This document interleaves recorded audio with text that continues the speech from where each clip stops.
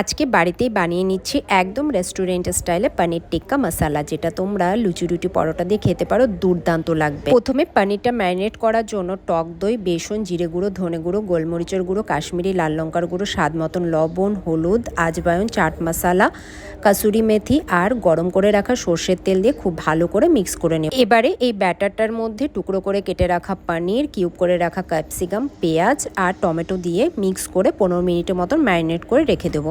এবারে কড়াইয়ের মধ্যে রিফাইন তেল গরম করে তার মধ্যে দিয়ে দিব কিছুটা পরিমাণে বাটারটা মেল্ট হয়ে গেলে ম্যারিনেট করে রাখা পনির দিয়ে দিব। গ্যাসের ফ্লেমটা হাইতে রেখে 5 থেকে 7 মিনিটের মতন রান্না করে পনিরটাকে নামিয়ে নিব। এবারে বেশ কিছুটা পরিমাণে আবারও রিফাইন তেল দিয়ে দিব। তেলটা গরম হয়ে গেলে কুচি করে রাখা পেঁয়াজ দিয়ে দিব।